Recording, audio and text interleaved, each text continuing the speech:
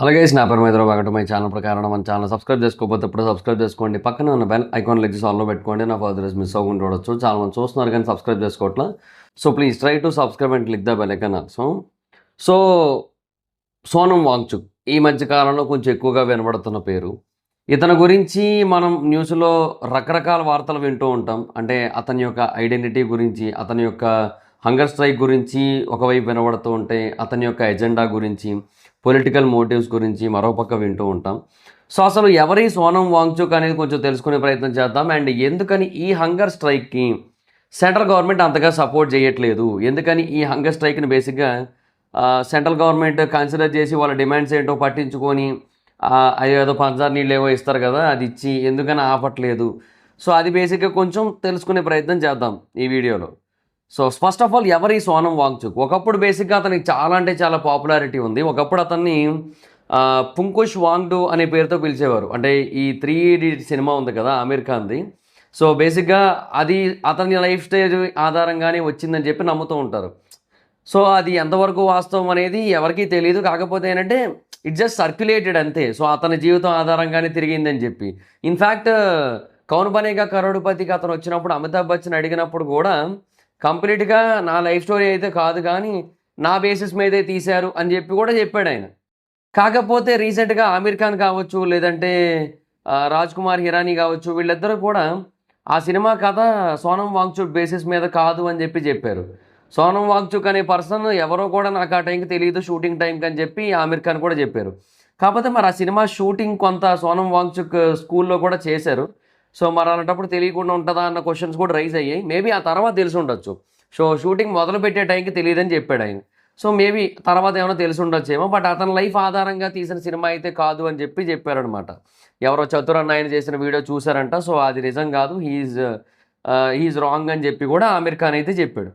So Sonam Wangchuk మీద ఇది ఒకటి నడుస్తుంది స్పెషల్గా ఫ్రెష్గా, వేరే విషయం. కాకపోతే ఇతను బేసిక్గా ఇండియన్ ఫేస్ ఆఫ్ ఇన్నోవేషన్గా అండ్ ఎన్విరాన్మెంటల్ స్టీవార్డ్షిప్ అనే పాయింట్ ఆఫ్ వ్యూ మీద చాలా ఎక్కువ సపోర్ట్ ఉండేది. బేసిక్గా ఇండియన్ ఎడ్యుకేషన్ సిస్టమ్ని మార్చిన వ్యక్తిగా కూడా ఇతనికి చాలా మంచి పేరు ఉండేది. అతను ఐస్తూపా అని చెప్పి ఒక దాన్ని క్రియేట్ చేశాడు. దానికి వరల్డ్ వైడ్ రెస్పాన్స్ వచ్చింది. అండ్ అతను ఆల్టర్నేటివ్ ఎడ్యుకేషన్ ఇనిషియేటివ్స్ మొదలుపెట్టాడు సెక్మోల్ ద్వారా. సో కొన్ని లక్షల మంది లడాఖీ స్టూడెంట్స్కి అతను విద్యను అందించాడు దీని ద్వారా. సో వీటన్నిటి కారణంగా అతనికి రామన్ మ్యాగ్సేసే అవార్డు కూడా వచ్చింది. అదొక గ్లోబల్ అవార్డు అనమాట. దాన్ని ఏషియన్ నోబెల్ ప్రైజ్ అని కూడా పిలుస్తారు. సో అలాంటి అవార్డు కూడా ఆయనకు వచ్చింది.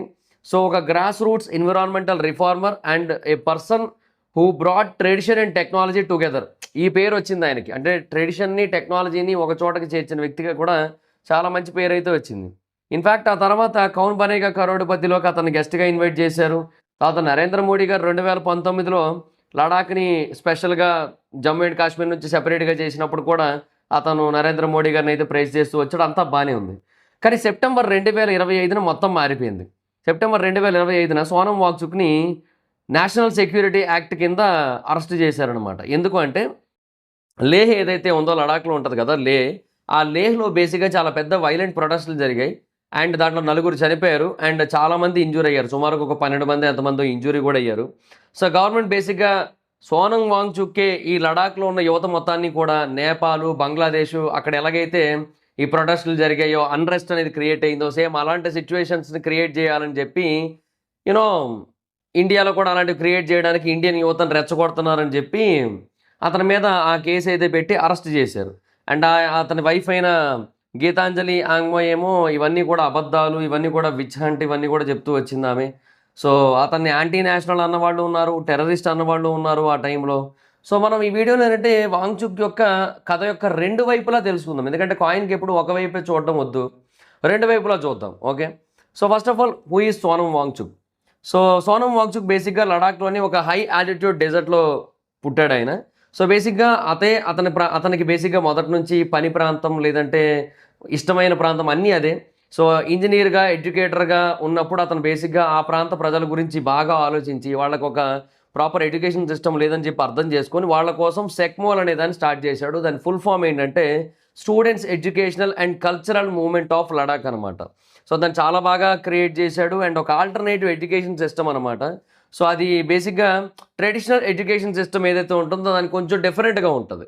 సో లడాక్ పీపుల్ ఎవరైతే ఉంటారో వాళ్ళకి అక్కడ పరిస్థితులు అర్థమయ్యే విధంగా, తర్వాత అక్కడ వాళ్ళు ఎలా బ్రతకాలి, అక్కడ నుంచి బయటికి వెళ్తే ఎలా బ్రతకాలి, ఇలాంటివన్నీ వాళ్ళకి అర్థమయ్యేలాగా. ఇప్పుడు A² + B² ఈ కాదు, A+B² A² + B² + 2AB ఇది కాదు. సో ఏంటంటే యూస్ఫుల్ థింగ్స్ ఏవైతే ఉంటాయో వాటిని మటుకు అక్కడ పెట్టాడు ఆయన. సో అతను ఆ టైంలో ఒక కొత్త ఇన్నోవేషన్ చేశాడు, అదే ఐస్ స్తూప. ఈ ఐస్ స్తూప ఏంటంటే బేసిక్గా సమ్మర్ బేసిక్గా చాలా డ్రైగా ఉంటుంది లడాఖ్లో, వర్షాలు సరిగ్గా పడవు. సో ఆ టైంలో ఇరిగేషన్ చేయాలంటే వాటర్ కావాలి. వాటర్ ఎక్కడ నుంచి దొరుకుతుంది? సమ్మర్లో వర్షాలు పడకపోతే ఇబ్బంది కదా. సో అందుకని మనం వాటర్ని ఐస్ రూపంలో స్టోర్ చేసుకోవాల్సి ఉంటుంది. కానీ జనరల్గా ఐస్ రూపంలో మనం స్టోర్ చేయాలంటే, అంత పెద్ద మొత్తంలో వాటర్ని స్టోర్ చేయాలంటే మనకు చాలా ఖర్చు అవుతుంది. సో దానికోసమే అతను ఐస్ స్తూప అనే ఒక కాన్సెప్ట్ని మొదలుపెట్టాడు. సో తక్కువ కాస్ట్లో ఐస్ని అంటే వాటర్ని మనం ఐస్ రూపంలో స్టోర్ చేసుకోవచ్చు. అండ్ మళ్ళీ సమ్మర్ వచ్చినప్పుడు మళ్ళీ మనం దాన్ని కరిగించుకొని మనం ఇరిగేషన్ కోసం వాడుకోవచ్చు అనమాట. సో ఇది బేసిక్గా అతను కనిపెట్టిన కాన్సెప్ట్. అది చాలా సింపుల్గా ఉంది, చాలా ఎక్స్ట్రాడినరీగా వర్కౌట్ అయింది. లడాక్ లాంటి టెరైన్లో అది చాలా బాగా వర్కౌట్ అయ్యి అతనికి గ్లోబల్ రికగ్నిషన్ తెచ్చింది. సో ఆ టైంలో బేసిక్గా అతనికి 2018లో ఈ రామన్ మ్యాగ్సేసే అవార్డు అయితే వచ్చింది. దాన్ని ఏషియన్ నోబెల్ ప్రైజ్ అని కూడా పిలుస్తారు. సో అంత పెద్ద అవార్డు అయితే వచ్చింది అతనికి. సో తర్వాత అతన్ని ఒక నేషనల్ హీరోలాగా సెలబ్రేట్ చేశారు చాలామంది. తర్వాత ఆగస్ట్ 5, 2019న కాన్స్టిట్యూషనల్ చేంజెస్ అన్నీ కూడా తీసుకొని వచ్చి జమ్మూ అండ్ కాశ్మీర్ నుంచి లడాక్ సెపరేట్ చేసి ఒక సెపరేట్ యూనియన్ టెరిటరీగా మార్చిన తర్వాత అతను బేసిక్గా గవర్నమెంట్ని సపోర్ట్ చేశాడు, అప్రిషియేట్ చేశాడు, అంతా బాగానే ఉంది. Thank you prime minister for fulfilling the Ladakh's long standing dream అని చెప్పాడు. కానీ ఆ సపోర్ట్ ఎక్కువ కాలం నిలబడలేదు, కొద్ది రోజులు మాత్రమే ఉంది. సో బేసిక్గా టర్నింగ్ పాయింట్ ఏంటంటే, లడాక్ బేసిక్గా యూనియన్ టెరిటరీగా 2019లో మారిన తర్వాత సిచ్యువేషన్స్ వరుసగా తయారయ్యాయి. ఇనీషియల్గా వాంగ్చుక్ ఏం చేశాడు, కాన్స్టిట్యూషన్లోని 6th షెడ్యూల్ ఏదైతే ఉందో, అంటే బేసిక్గా లడాక్ యొక్క fragile ecology and indigenous culture ఏదైతే ఉందో దాన్ని కాపాడాలి, సో దానికోసం మనం అందరం కూడా పీస్ఫుల్ ప్రొటెస్టులు చేయాలి అని చెప్పి అతను బేసిక్గా యువతనందరినీ కూడా పిలుపునిచ్చాడు. ఎందుకు అలా పిలుపునిచ్చాడు అంటే, బేసిక్గా లడాఖ్లో కొన్ని మైనింగ్ యాక్టివిటీస్ చేయబోతున్నారు. అంటే లడాఖ్లో ఏదో దొరికింది, ఏదో మినరల్ ఏదో దొరికింది, లైమ్ స్టోన్ ఏదో సంథింగ్, అప్పుడు న్యూస్ కూడా వచ్చింది. సో ఆ లడాఖ్ని బేసిక్గా కొంచెం మైనింగ్ కనుక చేసినట్టయితే ఇండియాకు కొంతవరకు ఎకనామికల్గా హెల్ప్ అవుతుందన్న ఉద్దేశంతో ఇండియన్ గవర్నమెంట్ అక్కడ మైనింగ్కి అనుమతులు ఇచ్చింది. సో వాటన్నిటికీ వ్యతిరేకంగా ఈయన నిలబడ్డాడనమాట. ఈయన ఉద్దేశం ఏంటి, లడాఖ్లో మైనింగ్ లాంటివి జరిగినట్టయితే లడాక్ యొక్క కల్చరు, లడాక్ యొక్క ఏమంటారు నేచరు, ఎన్విరాన్మెంట్ మొత్తం అన్నీ కూడా పాడైపోతాయని చెప్పి ఆయన వెర్షన్. సో మరి ఇది కొంతవరకు రైటే కూడా, but at the same time మనకి బేసిక్గా మినరల్స్ బేసిక్గా లడాఖ్లో దొరికితే అది గవర్నమెంట్ తప్పు కాదు కదా, మనకు కావాల్సినవి యూస్ఫుల్ రిసోర్సెస్. సో అది గవర్నమెంట్ బేసిక్గా ఎక్కడున్నా మైనింగ్ చేయాల్సి ఉంటుంది. అది అండమాన్ నికోబార్ ఐలాండ్స్లో ఉన్నా మైనింగ్ చేయాల్సి ఉంటుంది. సో ఇంకా దానికి ఎవరేం చేస్తారు? ఇప్పుడు మున్నార్లో ఉన్నా, ఊటీలో ఉన్నా మైనింగ్ చేయాల్సి ఉంటుంది. ఏదైనా కొండలో కనుక్కున్నట్టయితే కొండ కింద తవ్వాల్సి ఉంటుంది. దానికి ఇంకెవరు ఏం చేయలేరు కదా అక్కడ. సో అది పాయింట్. సో బేసిక్గా ఆయన ఏం చేశాడంటే, మొత్తం అందరినీ కూడా ఓ చోటకు చేర్చే ప్రయత్నం చేశాడు. సో లడాక్ బేసిక్గా న్యూఢిల్లీ చేత బిట్రే చేయబడింది అని చెప్పి మొత్తం అందరినీ కూడా రెచ్చగొట్టే ప్రయత్నం చేశాడు. ఇన్ఫ్లమేటరీ అండ్ హైలీ ప్రొవాకేటివ్ స్పీచ్లు ఏవైతే ఉంటే వాటన్నిటిని కూడా ఇచ్చాడు. సో అంటే ఆ విక్టిమ్హుడ్ అండ్ ఆ మార్జినలైజేషన్ ఏదైతే ఉందో దాన్ని బేసిక్గా పీపుల్లోకి బాగా ఎక్కించాడు, లడాక్ పీపుల్లోకి. సో మెల్లిమెల్లిగా అతని మూమెంట్ బేసిక్గా ఎన్విరాన్మెంటల్ అండ్ సోషల్ ప్రొటెక్షన్ అన్న స్టేజ్ నుంచి అది వేరే స్టేజ్కి వెళ్ళిపోయింది. ఓకే, సో పొలిటికల్ గేమ్లోకి ఎంటర్ అయిపోయాడు ఆయన. ఎప్పుడైతే పొలిటికల్ గేమ్లోకి ఎంటర్ అయ్యాడో ఇంకా ఆ తర్వాత వెనక్కి వెళ్ళడానికి అవ్వదు ఆయనకు కూడా. అలాగే ఎన్విరాన్మెంట్ గురించి మాట్లాడడానికి అవ్వదు, వేరు వేరు విషయాలన్నిటి గురించి మాట్లాడాల్సి ఉంటుంది. సో బేసిక్గా ప్రొటెస్ట్ అన్ని కూడా మొదలుపెట్టాడు. లడాక్ బేసిక్గా ఇండస్ట్రీలకి అండ్ కార్పొరేట్ ఇంట్రెస్ట్లకి అమ్మేస్తున్నారు, సో లడాక్ని కాపాడుకోవాలి అది అని చెప్పి గవర్నమెంట్కి వ్యతిరేకంగా వెళ్ళడం మొదలుపెట్టాడు. సో నేచర్ గురించి మాట్లాడే వెర్షన్ ఒకటి ఉంటుంది. ఇప్పుడు కొండలు తవ్వేస్తున్నారంటే కొండలు తవ్వేస్తున్నారు అనడం వేరు, లేదంటే గవర్నమెంట్ కావాలని చేస్తోంది అమ్మేస్తోంది అనడం వేరు. సో గవర్నమెంట్కి అగెయినిస్ట్గా ప్రొటెస్ట్లు అయితే జరిగాయి, సరే ఓకే, ఇవన్నీ ఇది కూడా కొంతవరకు ఓకే. కానీ ఆ వెళ్ళిన విధానం ఏదైతే ఉంటుందో అది బ్యాడ్. అది బేసిక్గా ఏంటంటే ఎక్స్ట్రీమ్స్ వెళ్ళిపోయాడు ఆయన. సో దానికి ఇంకేం చేయలేం. ఆయన బేసిక్గా సివిల్ డిసోబీడియన్స్, పీస్ఫుల్ రెసిస్టెన్స్ అని చెప్పాడు కావాలని. కానీ ఆ స్పీచ్ల్లో మధ్య మధ్యలో ఏంటంటే అరబ్ స్ప్రింగ్ గురించి మెన్షన్ ఉంటుంది, నేపాల్ ప్రొటెస్ట్ల గురించి మెన్షన్ ఉంటుంది. సో ఇవన్నీ ఉండడం వల్ల ఆటోమేటిక్గా ఆ పీస్ఫుల్ ప్రొటెస్ట్లు కాస్త వైలెంట్ ప్రొటెస్ట్లు అయిపోతాయి. అదే జరిగింది. సో మార్చ్ 2024న వాంగ్చుక్ బేసిక్గా మొట్టమొదటిసారిగా ఇలాగా నిరాహార దీక్ష అయితే చేయడం మొదలుపెట్టాడు. అంటే లడాఖ్ని బేసిక్గా ఇండస్ట్రియల్ అండ్ మైనింగ్ లాబీస్ నుంచి కాపాడాలి, లడాఖ్ నుంచి వీటన్నిటి కూడా బయటికి తీసేయాలని చెప్పి. సో ఆ తర్వాత అదే సంవత్సరం చివరిలో లడాక్ నుంచి ఢిల్లీ వరకు పాదయాత్ర చేయడం మొదలుపెట్టాడు. పోలీసులు మధ్యలో సింగు బార్డర్ దగ్గర ఆపేసి అతనితో పాటు వస్తున్న వేరే అంటే ఇలా నడుస్తూ వస్తున్న వాళ్ళందరినీ కూడా అదుపులోకి అయితే తీసేసుకున్నారు. సో బేసిక్గా తర్వాత సోనం వాంగ్చుక్ స్టోరీ ఇంకొక టర్న్ తీసుకుంది సెప్టెంబర్ 24, 2025న. బేసిక్గా లేహ్లో ఏవైతే ప్రొటెస్టులు చేస్తున్నారో అవి అవుట్ ఆఫ్ కంట్రోల్ అయిపోయాయి. సో చాలా అంటే చాలా వైలెంట్ ప్రొటెస్టుల కింద మారిపోయాయి. సో దాంట్లో సుమారుగా ఒక 14 మంది 13 మంది దాకా ఇంజ్యూర్ అయ్యారు అండ్ 9 అయితే చనిపోయారు. సో యూనియన్ హోమ్ మినిస్ట్రీ అప్పుడు ఏం చెప్పిందంటే సోనం వాంగ్చుక్ బేసిక్గా ప్రొవోకేటివ్ స్టేట్మెంట్స్తో పీపుల్ని రెచ్చగొట్టాడు, అరబ్ స్ప్రింగ్ స్టైల్ ప్రొటెస్టు లేదంటే Gen Z protest in Nepal, so వాటిని రిఫరెన్సెస్గా తీసుకుంటూ మనం కూడా అలాగే చేయాలన్నట్టుగా చెప్పాడు అని చెప్పారు. సో ఫిబ్రవరి 2026న సెంట్రల్ గవర్నమెంట్ సుప్రీంకోర్టుకి ఏమని చెప్పిందంటే బేసిక్గా వాంగ్చుక్ లడాఖ్ని ఇంకొక నేపాల్గా ఇంకొక బంగ్లాదేశ్గా మార్చాలనుకుంటున్నాడు, సో దానికోసం అతను యూత్ మొత్తాన్ని కూడా రెచ్చగొడుతున్నాడని చెప్పింది. సో ఆ టైంలో సోలిసిటర్ జనరల్ అయిన తుషార్ మెహతా ఒక స్టేట్మెంట్ అయితే సబ్మిట్ చేశారు మొత్తం. సో సోనం వాంగ్చుక్ ఎటువంటి ఇన్ఫ్లమేటరీ స్పీచెస్ ఇచ్చాడు అనేది. సో బేసిక్గా అతను స్టార్టింగ్లో గాంధీ, లాస్ట్ గాంధీ పేరు వాడుకొని మధ్యలో మటుకు మొత్తం ఇష్టం వచ్చింది మాట్లాడాడని కూడా మెహతా అయితే చెప్పారు ఆ టైంలో. సో ఆ తర్వాత సోనం వాంగ్చుక్ అగైనిస్ట్గా చాలా అంటే చాలా ఒపీనియన్స్ అయితే బయటకు వచ్చాయి. ఎస్పెషల్లీ ఆయన చాలామందితో కలిసి ఉన్న సిచ్యువేషన్స్ కొన్ని ఉన్నాయి. సో పాకిస్తాన్కి వెళ్ళాడు, అక్కడ ఒక ఆర్గనైజేషన్ యొక్క మీటింగ్లో అతను పార్టిసిపేట్ చేశాడు. బట్ అన్ఫార్చునేట్లీ ఆ ఆర్గనైజేషన్ ఇండియాకి అగైనిస్ట్గా ఉంటుంది. సో దాంట్లో ఆయన పార్టిసిపేట్ చేయడం, తర్వాత బంగ్లాదేశ్ ఇంటరిమ్ గవర్నమెంట్ మహమ్మద్ యూనస్, ఇతను బేసిక్గా మనకి అగైనిస్ట్. సో ఇతనుతో కలిసి ఉన్న కొన్ని ఫొటోస్, హక్ చేసుకున్న ఫొటోస్, సో ఇలాగా బేసిక్గా ఈ పాకిస్తాన్, బంగ్లాదేశ్ వీటితో కొన్ని లింక్స్ అయితే ఉన్నాయి అన్న ఒక పాయింట్ని అయితే ఎక్స్ప్రెస్ చేశారు చాలామంది. సో ఆ టైంలో వాంగ్చుక్ యొక్క వైఫ్ గీతాంజలి ఆంగ్మో అయితే ఇవన్నీ కూడా అబద్ధాలని, బేస్లెస్ యాంటీ నేషనల్ నెరేటివ్స్ అని చెప్పి కొట్టిపడేసింది ఆమె అయితే. సో ఆమె బేసిక్గా ఎన్ఎస్ఏ అరెస్ట్ ఏదైతే ఉందో అది విచ్ హంట్ అన్నట్టుగా చెప్పింది. సో బేసిక్గా అతని యొక్క 6th షెడ్యూల్ ప్రొటెక్షన్ మూవ్మెంట్ ఏదైతే ఉందో దాన్ని బలహీనపరచాలన్న ఉద్దేశంతో అలా చేశారని చెప్పింది. కావాలంటే అందరూ కూడా ఓపెన్ డిబేట్కి రండి, ఓపెన్ ఛాలెంజ్ అని చెప్పింది, కానీ ఎవరు రాలేదు. ఎందుకంటే అందరూ పనులు మానుకొని వచ్చి డిబేట్లు చేసుకుంటూ కూర్చోరు కదా. సో బేసిక్గా వాంగ్చుక్ ఇంకో పని కూడా చేశాడని చెప్పింది. ఏంటంటే పాకిస్తాన్లో ఉన్నప్పుడు, అంటే ఒక క్లైమేట్ కాన్ఫరెన్స్లో ఉన్నప్పుడు నరేంద్ర మోడీ యొక్క మిషన్ లైఫ్ గురించి సోనం వాంగ్చుక్ అప్రిషియేట్ చేశాడు, మరి అదెందుకు మీరు గుర్తించట్లేదని కూడా చెప్పింది. పాకిస్తాన్ వేదిక మీద మోడీ గురించి అప్రిషియేట్ చేశారని కూడా చెప్పింది అనమాట. సో మేబీ ఇట్లా చెప్పుకోవడానికి అలాంటి అప్పుడప్పుడు వదులుతుంటారన్న పాయింట్ కూడా ఉంది బయట, అది వేరే విషయం. సో అండ్ పాకిస్తాన్లో అంటే లడాఖ్లో ఒక పాకిస్తానీ ఇంటెలిజెన్స్ పర్సన్ని అరెస్ట్ చేశారు కదా. సో దాని గురించి మాట్లాడితేనేమో ఒకవేళ ఒక పాకిస్తానీ లడాఖ్కి కనుక వచ్చాడు అనుకోండి, అసలు సెక్యూరిటీ బ్రీచ్ ఎలా జరిగింది, సెక్యూరిటీ వర్గాలు, ఇంటెలిజెన్స్ వర్గాలు ఏం చేస్తున్నాయి అని చెప్పి క్వశ్చన్ చేస్తుంది ఆవిడ. అంటే థింగ్ ఏంటంటే లడాక్ బేసిక్గా మెల్లిమెల్లిగా పాకిస్తానీలకు ఆశ్రమంగా మారుతుంది అనే దానికి ఆవిడ ఆన్సర్ చెప్పట్లేదు. దానికి బదులుగా ఇంటెలిజెన్స్ ఏం చేస్తోంది, సెక్యూరిటీ ఏం చేస్తుందని అడిగింది ఆవిడ. సెక్యూరిటీ 100% వర్క్ చేస్తున్నారు వాళ్ళు, కానీ బేసిక్గా ఆ లోకల్లో పుట్టిన వాళ్ళకి, అక్కడే పెరిగిన వాళ్ళకి అందరికీ ఆ లోకల్లో ఉండే కొన్ని లూప్ హోల్స్ ఐడియా ఉంటుంది. ఓకే, ఆ లూప్ హోల్స్ని వాళ్ళు మాత్రమే ఏమంటారు ప్రాపర్గా వాడుకోగలరు తప్పిస్తే ఎవరు వాడుకోలేరు. సో ఈవెన్ గవర్నమెంట్ అఫీషియల్స్కి అక్కడ పోలీసులుగా, మిలిటరీగా, ఆర్మీగా ఉన్న వాళ్ళకి ఎవరు కూడా తెలియకపోవచ్చు అవన్నీ, కానీ లోకల్ పీపుల్ కొంతమంది తెలుస్తాయి. సో వాటిని వాడుకొని మేబీ ఎవరినైనా లోపలికి రానివ్వచ్చు. సో అదే జరుగుతుంది అక్కడ అనేది పాయింట్. అక్కడ అది యాక్సెప్ట్ చేయకుండా ఆవిడ క్వశ్చన్లు అడుగుతుంది ఆవిడ. సో బేసిక్గా కపిల్ సిబాల్ బేసిక్గా సీనియర్ అడ్వకేట్, ఆయన ఇప్పుడు సోనం వాంగ్చుక్ ఒక లాయర్ అనమాట ఆ కేసుకు సంబంధించి. సో ఎటువంటి థ్రెట్ లేదు, జస్ట్ అతనికి మాట్లాడే రైట్ ఉంటుంది అండ్ క్రిటిసైజ్ చేసే రైట్, ప్రొటెస్ట్ చేసే రైట్ ఉంటుందని చెప్పి సోనం వాంగ్చుక్ కూడా చెప్పాడు. సో అంతా అలా నడిచింది. సో అతని వైపు ఈ ఆస్పెక్ట్ మీద సపోర్ట్ చేసేవాళ్ళు కూడా ఉన్నారు. నిజమే కదా, అతను ప్రొటెస్ట్ చేస్తే తప్పే ఉందని చెప్పి. ఆ ప్రొటెస్ట్ వైలెంట్ అయితే దానికి ఇతను ఏం చేస్తాడు అన్నారు, కానీ ఇతని మాటల వల్లే ప్రొటెస్ట్ వైలెంట్గా మారిందనేది గవర్నమెంట్ వెర్షన్. సో తర్వాత వాంగ్చుక్ని బేసిక్గా నేషనల్ సెక్యూరిటీ యాక్ట్ కింద సెప్టెంబర్ 6, 2025 అరెస్ట్ అయితే చేశారు. ప్రొటెస్టులు జరిగిన 2 రోజుల తర్వాత రాజస్థాన్లోని జోధ్పూర్ సెంట్రల్ జైలుకి అయితే ట్రాన్స్ఫర్ చేశారు. 170 రోజులు అతను డిటెన్షన్లో ఉన్నాడు. అంటే ఆల్మోస్ట్ 6 నెలలు జైల్లో ఉన్నాడు ఆయన. సో సాలిటరీ కన్ఫైన్మెంట్లో ఉన్నాడు.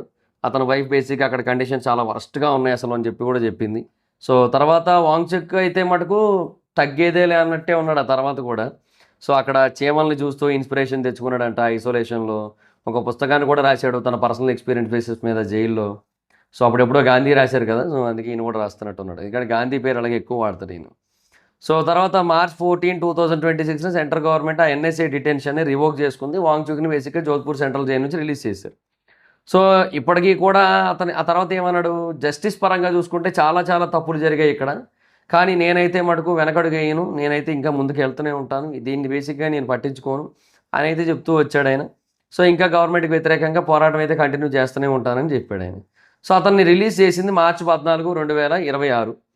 ఒక 3 నెలలు అయి ఉంటుంది మహా అయితే. సో ఈ కాక్రోచ్ జనతా పార్టీ ఎప్పుడు ఫామ్ అయింది జనరల్గా, అది ఒకసారి చూద్దాం ఆగండి. Formation date, cockroach Janata party formation date అత May 16, 2026 అంట. సో అప్రాక్సిమేట్లీ అతను రిలీజ్ అయిన ఒక 2 నెలలకి బేసిక్గా ఈ కాక్రోచ్ జనతా పార్టీ ఫామ్ అయింది. వాళ్ళు ఫామ్ అయిన ఒక 1.5 month తర్వాత సోనం వాంగ్చుక్ మళ్ళీ, అంటే స్టూడెంట్స్ కోసం ఏదైతే ప్రొటెస్ట్ చేస్తున్నారో సో ఆ ప్రొటెస్ట్లో భాగంగా సోనం వాంగ్చుక్ కూడా వచ్చి నిరాహార దీక్ష అయితే మొదలుపెట్టాడు June 28, 2026. సో ఈ నిరాహార దీక్ష యొక్క ముఖ్యమైన ఉద్దేశం ఏంటి, ఇది అవుట్ రైట్ స్టూడెంట్స్ ప్రొటెస్ట్ మాత్రమే, స్టూడెంట్స్ కోసం చేస్తున్న protest, by the students, for the students, of the students. So అట్లా అనమాట, వాళ్ళ కోసమే మొత్తం అన్నట్టుగా మొదలైంది ప్రొటెస్ట్ అయితే. అభిజిత్ అనే పర్సన్ ఎవరైతే ఈ cockroach Janata party main person ఉన్నాడో ఆ పర్సన్ బేసిక్గా చెప్తుంది ఏంటి అంటే, ఇనీషియల్గా చెప్పింది ఏంటంటే, దీంట్లో ఎటువంటి పొలిటికల్ ఇన్వాల్వ్మెంట్ వద్దు, మాకు ఎటువంటి పొలిటికల్ పార్టీలు వద్దు, ఇది కేవలం విద్యార్థుల ప్రొటెస్ట్ మాత్రమే అని చెప్పి చెప్తున్నాడు. చాలా పీస్ఫుల్గా చేస్తాం జంతర్ మంతర్ దగ్గర అని చెప్పి చెప్పాడు. అయితే ట్విస్ట్ ఏంటంటే, మొన్న ఆమ్ ఆద్మీ పార్టీ వచ్చి చేరింది దీంట్లో. ఇది బేసిక్గా అందరికీ తెలిసిందే, ఇది ఆమ్ ఆద్మీ పార్టీ యొక్క ఏమంటారు ప్లాన్ అని చెప్పి, cockroach Janata party. Cockroach Janata party అనేది out right Aam Aadmi party యొక్క ఇంటెన్షన్, అది బేసిక్గా అంతకుమించి ఇంకేమీ లేదు. సో దానికి రాత్రికి రాత్రి ఏదో ఫాలోవర్స్ పెరిగిపోయారు, సంథింగ్ ఏదో బీభత్సం అయిపోయింది అది ఏదో అనుకున్నారు, కానీ అది బేసిక్గా అది కొద్ది రోజులు ముచ్చట, అది 3-4 ముచ్చట అంటారు మన దగ్గర తెలుగులో, సేమ్ అలాగే. సో అది బేసిక్గా దాని గురించి ఎవరైతే స్పోక్స్ పర్సన్స్ని పెట్టారో వాళ్ళలో ఒకరేమో Aam Aadmi party supporter, ఇంకొకరేమో ధ్రువరాటి writer, ఇంకొకరు ఎవరో ఉంటారు మొత్తం. సో బేసిక్గా వీళ్ళందరూ కూడా అవుట్ రైట్ అదేంటంటే anti BJP, anti Hindu, some times anti India. అంటే సమ్ టైమ్స్ యాంటీ ఇండియా అని ఎందుకు అంటానంటే, ఇప్పుడు బీజేపీ ఏదైనా ఒక పని ఇండియాకి మంచి అయ్యేది చేసింది అనుకోండి, ఫర్ ఎగ్జాంపుల్ ఆపరేషన్ సింధూరే చేసింది, ఇండియాకి మంచి జరిగేది చేసింది, ఉగ్రవాదుల్ని ఏరడం కోసం అని చెప్పి, వాళ్ళని చంపడం కోసం అని చెప్పి పాకిస్తాన్ మీదకి రిటాలియేషనరీ అటాక్స్ అయితే చేసింది కదా. అయితే ఇక్కడ ఒక పాయింట్ ఉంటుంది, బేసిక్గా ఆపరేషన్ సింధూర్ బేసిక్గా ఇండియాకి చాలా మంచిది, కానీ దాన్ని కూడా వ్యతిరేకిస్తారు, అందరూ వ్యతిరేకించారు. ధ్రువరాటి వ్యతిరేకించాడు, రాహుల్ గాంధీ వ్యతిరేకించారు, అందరూ వ్యతిరేకించారు, ఆమ్ ఆద్మీ పార్టీ వ్యతిరేకించింది, అందరూ వ్యతిరేకించారు. ఎందుకు?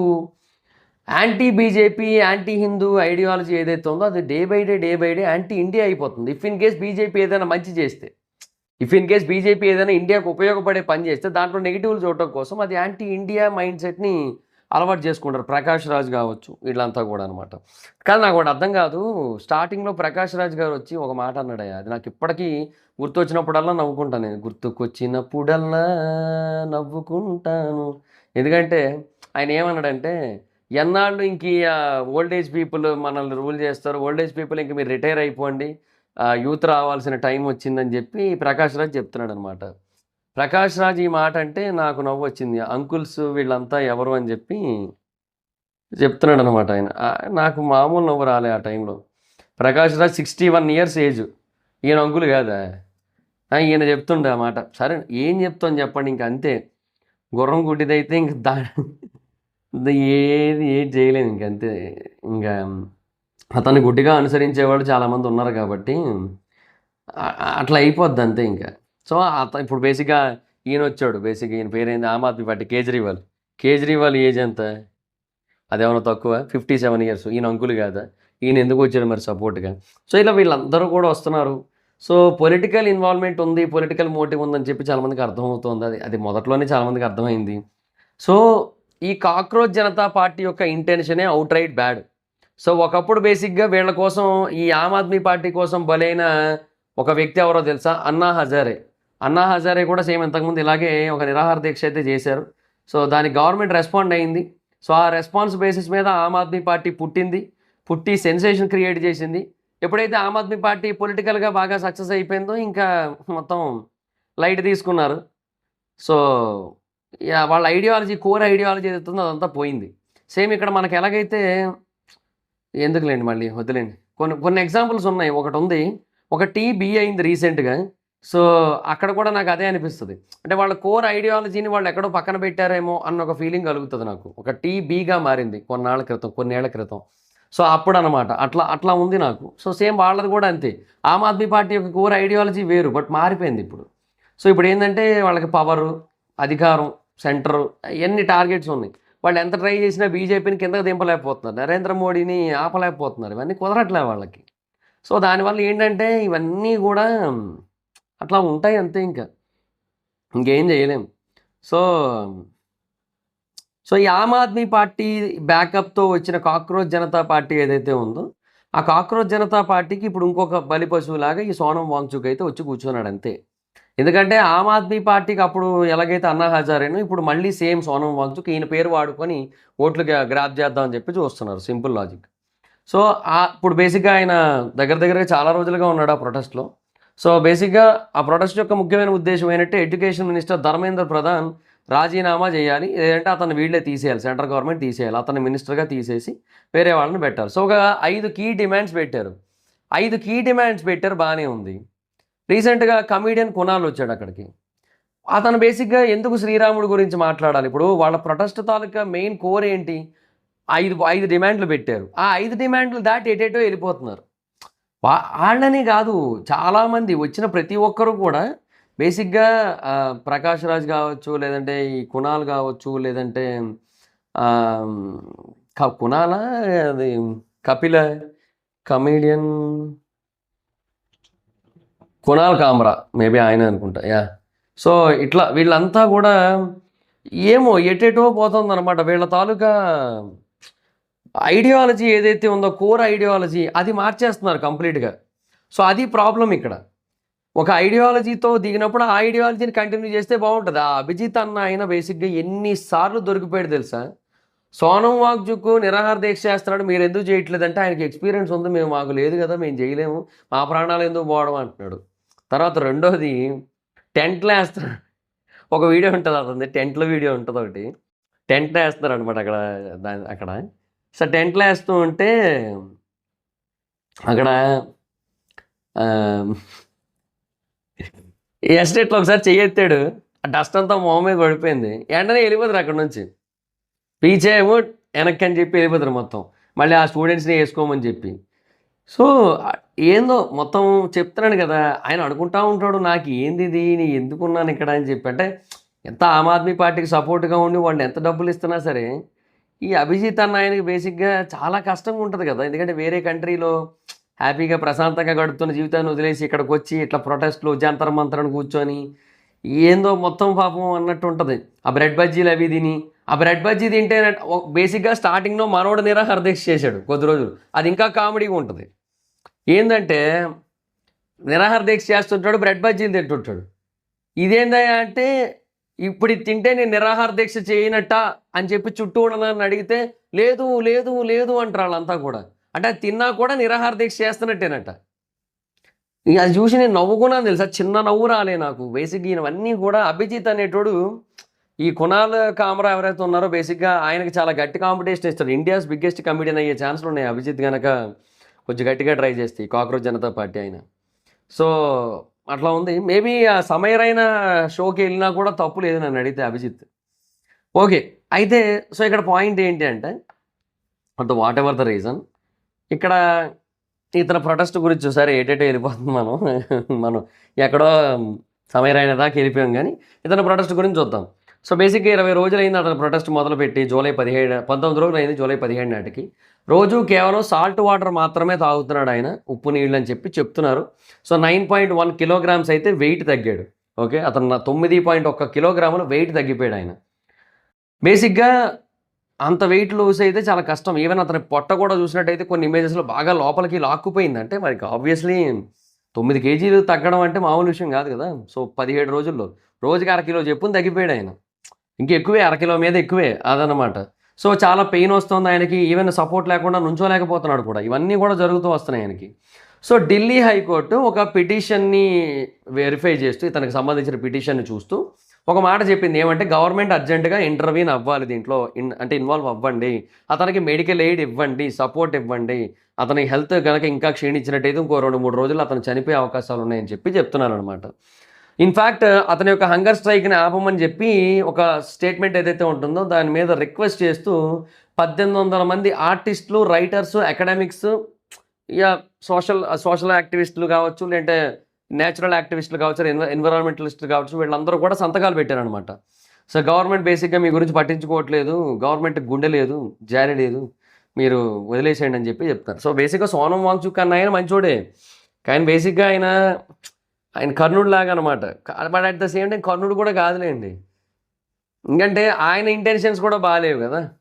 సో, కర్ణుడి ఇంటెన్షన్ బేసిక్‌గా యుద్ధంలో అంత బ్యాడ్ కాదేమో. కానీ ఇక్కడ ఈయన ఇంటెన్షన్స్ కూడా బ్యాడే. ఈయన ఇంటెన్షన్స్ కూడా యాంటీ గవర్నమెంట్ అయిపోయిందిలెండి అది. అదంతే మరి. బెస్ట్ పార్ట్ ఏంటంటే రాహుల్ గాంధీ రాలేదు ఈ ఎంటైర్ ఫాస్టింగ్ దానికి. ఈయన వచ్చాడు గానీ, ఆమ్ ఆద్మీ పార్టీ కేజ్రీవాల్ వచ్చాడు గానీ. అపోజిషన్ లీడర్స్, కొంతమంది బాలీవుడ్ యాక్టర్స్, మ్యూజిషియన్స్ వీళ్ళందరూ కూడా వాంగ్‌చుక్‌కి సపోర్ట్ చేస్తూ ఫాస్టింగ్ ఆపేయమన్నారు. సో, ఈవెన్ హృతిక్ రోషన్ కూడా సపోర్ట్ చేసాడు బాలీవుడ్ నుంచి. హృతిక్ రోషన్ ఈ మధ్య ఏందో ఇటే ఉంటున్నాడు మొత్తం కొంచెం. కాంగ్రెస్ ఎంపీ శశి థరూర్ కూడా కొంచెం అప్పీల్ చేశాడు. మీరు బేసిక్‌గా నేషన్ మొత్తాన్ని కూడా నిద్ర లేపారు. ఫాస్టింగ్ యొక్క ముఖ్యమైన ఉద్దేశ్యం అదే కదా! సో, మీ వాయిస్ ఇంకా కావాలి ఇండియా ముందుకెళ్ళాలంటే, సో, ఫాస్టింగ్ ఆపేయండి అని చెప్పారు. కానీ వాంగ్‌చుక్ మటుకు ఇదే చెప్పాడు. తగ్గేదేలే, ఆపేదేలే అన్నాడు. సో, నేను కావాలంటే చచ్చిపోయి మళ్ళీ ఆత్మగా తిరిగి వస్తానంటున్నాడు ఆయన. ఏందో నేను చనిపోయినా సరే మీతోనే ఉంటాను. మిమ్మల్ని వదిలి వెళ్ళను నేను అని చెప్తున్నాడు ఆయన. అంటే బేసిక్‌గా ఏందో అంటే ఎట్లా చెప్పబుద్ధి అయిందో ఆయనకే నాకు తెలీదు. సో, చనిపోయినా సరే మళ్ళీ ఆత్మగా తిరిగి వస్తానని చెప్పి. సో, జూలై 18న పోలీసులు బేసిక్‌గా బలవంతంగా సోనం వాంగ్‌చుక్‌ని అయితే తీసుకొనెళ్ళి హాస్పిటల్‌లో అయితే పెట్టారు. సో, సెలైన్‌లు అవి ఎక్కిస్తున్నారు. సో, కొంచెం అతను సర్వైవ్ కావాలన్న ఉద్దేశంతో అతన్ని బేసిక్‌గా హాస్పిటల్‌కి అయితే ట్రీట్మెంట్ కోసం తీసుకొనెళ్ళారు. కానీ అతని వైఫ్ ఒప్పుకోవట్లేదు. ఈ గీతాంజలి ఆవిడ ఉన్నారు కదా! ఆవిడ ఒప్పుకోవట్లేదు. ఆవిడేమంటున్నారంటే, నా అనుమతి లేకుండా, మా పర్సనల్ డాక్టర్ అనుమతి లేకుండా ట్రీట్మెంట్ చేయడానికి వీల్లేదు. ఒకవేళ అతనికేమైనా జరిగినట్టయితే దానికి మీరే బాధ్యత వహించాల్సి ఉంటుంది అది అని చెప్పి చెప్తోందనమాట. సో, ఎందుకంటే ఇప్పుడు డెఫినిట్‌గా అతను 17 రోజుల పాటు ఏం తినలేదు కదా! సడెన్‌గా బాడీలోకి ఏమైనా కొంచెం గ్లూకోజులు లాంటివి హెవీ ఫ్లూయిడ్స్ ఏమైనా ఎళ్ళినా, లేదంటే ఏదైనా ఒక కొంచెం high dose energy related medication ఏదైనా ఇచ్చినా, అది బేసిక్‌గా బాడీ తీసుకోలేక ఓవర్ రియాక్ట్ అయ్యి అతనికేమైనా జరిగే అవకాశాలు కూడా ఉన్నాయి. ఎందుకంటే ఇట్లా 17 రోజుల పాటు తినడం మానేసిన తర్వాత బాడీకి బేసిక్‌గా ఎనర్జీ ఇవ్వడం కోసం, అతను మళ్ళీ రికవర్ అవ్వడం కోసం అని చెప్పి కొంచెం హెవీ మెడికేషన్ ఏమైనా ఇచ్చారనుకోండి బేసిక్‌గా, హార్ట్ బేసిక్‌గా తీసుకోలేక ఆగిపోయినా ఆగిపోవచ్చు. సో, అట్లాంటివి కొన్ని ఉంటాయి. సో, అందుకని బేసిక్‌గా ఆమె అట్లా మాట్లాడుతుంది. అందులో ఆవిడ తప్పు కూడా ఏం లేదు. ఆవిడ అలా అడగడంలో రైట్ అయితే ఉంది. కాకపోతే ట్రీట్మెంట్‌కి అయితే మటుకు ఆవిడ అంగీకరించాలి. ఎందుకంటే కోర్ట్ చెప్పింది కాబట్టి. ఢిల్లీ హైకోర్ట్ అయితే చెప్పింది కాబట్టి. సో, బేసిక్‌గా ఇతన్ని అపోజ్ చేస్తున్న వాళ్ళ ఉద్దేశ్యం ఏంటంటే, ఒక ఎడ్యుకేటర్ నుంచి బేసిక్‌గా ప్రొవొకేటర్‌గా మారాడు, రెచ్చగొడుతున్నాడు, దేశాన్ని విభజించే విధంగా అతని ఆలోచనలు, భావజాలాలు ఉన్నాయి. ఇది బేసిక్‌గా ఒక వెర్షన్. అండ్ ఇంకొకటి తర్వాత గొడవలు చాలా పెద్ద స్థాయిలో రెచ్చగొట్టాడు. కొంతమంది చనిపోవడానికి కారణమయ్యాడు. సో, వైలెన్స్ అనేది జరగడానికి కారణమవుతున్నాడు. లడాక్ యూత్‌ని మిస్‌లీడ్ చేస్తున్నాడు. ఇప్పుడు బేసిక్‌గా ఎంటైర్ యూత్‌ని మిస్‌లీడ్ చేస్తున్నాడు ఇప్పుడున్న సిట్యుయేషన్‌లో. అంటే ఇది బేసిక్‌గా అతన్ని అపోజ్ చేసే వాళ్ళ ఒపీనియన్. అతన్ని డిఫెండ్ చేసేవాళ్ళ ఒపీనియన్ ఏంటి? అతను బేసిక్‌గా ఒక విక్టిమ్ అంతే. ఆ యాంటీ నేషనల్ ఏవైతే ఉన్నాయో అవన్నీ కూడా బేస్‌లెస్. అవి నిజం కాదు. అతని ప్రొటెస్ట్‌ని ఆపడం కోసం చేస్తున్నదే అదంతా కూడా అనేది ఒక వెర్షను. తర్వాత రెండోదొచ్చి అతను పీస్‌ఫుల్‌గానే ప్రొటెస్ట్ చేద్దామని చెప్పాడు. కానీ అది వైలెంట్‌గా మారితే అతను తప్పు కాదనేది ఇంకొక వెర్షను. తర్వాత మూడోదొచ్చి అతను ఇంతకుముందు ఎన్నో సార్లు దేశభక్తిని చాటుకున్నాడు కదా! పేట్రియాటిజం చూపిచ్చాడు కదా! అవన్నీ ఎందుకు గుర్తులేవు మీకని చెప్పి ఇంకొక వెర్షను. సో, తర్వాత 2018లో అతనికి బేసిక్‌గా ఆ అవార్డ్ వచ్చిందని చెప్పా కదా! రామన్ మ్యాగ్సెసే అవార్డ్ వచ్చిందని చెప్పా కదా! సో, అతను కూడా పొలిటికల్ డిమాండ్స్ అప్పుడు కూడా ఆపలేదు. ఎకాలజీ అనేది ఎప్పుడు కూడా పొలిటికల్‌గానే ఉంటది. దాన్ని మనం ఇంకేం చేయలేము. మనం బేసిక్‌గా కొన్ని క్వెషన్స్‌ని డిమాండ్ చేస్తున్నప్పుడు, ఆ డిమాండ్ అనేది ఎవరిని డిమాండ్ చేస్తున్నాం అన్న దాన్ని బట్టి అది పొలిటికల్‌గా మారుతదా? లేదంటే బిజినెస్ రైవల్రీ అవుతదా? ఏమవుతది అనేది మారుతది. ఇప్పుడు గవర్నమెంట్ క్వెషన్ చేస్తారు కాబట్టి అది పొలిటికల్ అనిపిస్తుంది అంతే. అంతకు మించి ఇంకేం లేదు. గవర్నమెంట్ క్వెషన్ చేస్తే చాలు యాంటీ నేషనల్ అంటున్నారు. ఇక్కడ అదే జరుగుతుంది ఇతర విషయంలో కూడా అనేది చెప్తున్నారు. అండ్ గవర్నమెంట్ ఫెయిల్యూర్స్ గురించి కూడా మాట్లాడుతున్నారు. వాంగ్‌చుక్ బేసిక్‌గా ఎకాలజీ గురించి, భూమి గురించి మాట్లాడుతున్నాడు. అండ్ ఫ్యూచర్ గురించి మాట్లాడుతున్నాడు. అండ్ బేసిక్‌గా ఎర్త్ యొక్క రేర్ మినరల్స్‌ని మైనింగ్ చేయడం కోసం లడాఖ్‌కి అలౌ చేసింది గవర్నమెంట్. సో, అది గవర్నమెంట్ తప్పు కదా అని చెప్పి గవర్నమెంట్ కూడా క్వెషన్ చేస్తున్నారు. గవర్నమెంట్‌ది కూడా తప్పని చెప్తున్నారు. సో, ఇది బేసిక్‌గా సోనం వాంగ్‌చుక్‌కి సంబంధించిన మొత్తం జర్నీ, మొత్తం స్టోరీ. సో, అతను స్టార్టింగ్‌లో ఎలా ఉన్నాడు, తర్వాత ఎలా ఉన్నాడు, ఇప్పుడు ఏం చేస్తున్నాడు, ఎందుకని అతని ప్రొటెస్ట్‌ని గవర్నమెంట్ సపోర్ట్ చేయట్లేదంటే, అది ఒక పొలిటికల్ ఎజెండాతో, పొలిటికల్ మోటివ్‌తో చేస్తున్న ప్రొటెస్ట్. అది క్లియర్ అది. ఆమ్ ఆద్మీ పార్టీ బేసిక్‌గా దాని వెనకుంది. అండ్ బేసిక్‌గా లాస్ట్ టైమ్ అన్నా హజారేని వాడుకున్నట్టుగా ఈసారి సోనం వాంగ్‌చుక్‌ని వాడదామని చూస్తున్నారు. అది కొంతవరకు వర్కౌట్ అవుతుందని వాళ్ళు అనుకుంటున్నారు కానీ, end of the day problem ఏందంటే, దీని గురించి అర్థమైపోయిన వాళ్ళు కూడా చాలా ఉన్నారు. ఇంకా సోనం వాంగ్‌చుక్ గురించి చాలా ఒపీనియన్స్ బయటకొస్తాయి.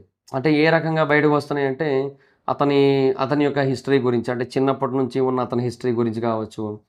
ఇట్లా చాలా విషయాలు బయటికి తీస్తున్నారు. కొంతమంది అతని గురించి మాట్లాడుతున్నారు. సో, వాటెవర్ ఇట్ ఈస్ మొత్తానికి అతన్ని దేశద్రోహిగా చూసిన వాళ్ళు ఉన్నారు. దేశభక్తుడిగా చూసిన వాళ్ళు ఉన్నారు. సో, నేను అతన్ని ఎలా చూస్తానంటే ఒక బలి పశువు. నేను అతన్ని ఒక బలి పశువులాగే చూస్తాను నేనైతే మటుకు. ఎందుకంటే ఈ ఏదైతే ఆమ్ ఆద్మీ పార్టీ, బీజేపీ, కాంగ్రెసు ఇవన్నీ ఏవైతే నేషనల్ లెవెల్ పాలిటిక్స్ ఏవైతే చేస్తుంటాయో, ఈ హేట్ స్ప్రెడింగ్ ఏదైతే ధ్రువరాటి కావచ్చు, లేదంటే ఈ అభిజిత్ లాంటి వాళ్ళు కావచ్చు, కాక్రోచ్ జనతా పార్టీ కావచ్చు, లేదంటే వేరే వాళ్ళు కావచ్చు, ఏవైతే స్ప్రెడ్ చేద్దామని చూస్తున్నారో. సో, అంటే అందులో కొన్ని రియాలిటీస్ ఉంటాయి. కొన్ని హేట్రెడ్ ఉంటది. కొన్ని కావాలని చేస్తుంటారు. ఇవన్నీ కూడా బేసిక్‌గా ఏ ఉద్దేశంతో జరుగుతున్నాయో అందరికీ తెలిసింది. ఇవన్నీ కూడా పొలిటికల్లీ మోటివేటెడ్. సో, ఆ పొలిటికల్ సిట్యుయేషన్స్ ఏవైతే ఉన్నాయో వాటి మధ్యలో పడిపోయి, ఈయన ఏం చేయాలో తెలియక ఉక్కిరిబిక్కిరైపోయి గిలగిల గిలగిల కొట్టేసుకుంటున్నాడు అంతే. సో, ఇతను ఒక బలి పశువు. ఈ పొలిటికల్ చదరంగంలో పడి నలిగిపోతున్న ఒక సాధారణ పావు అంతే. అంతకు మించి ఇంకేమీ లేదాయన.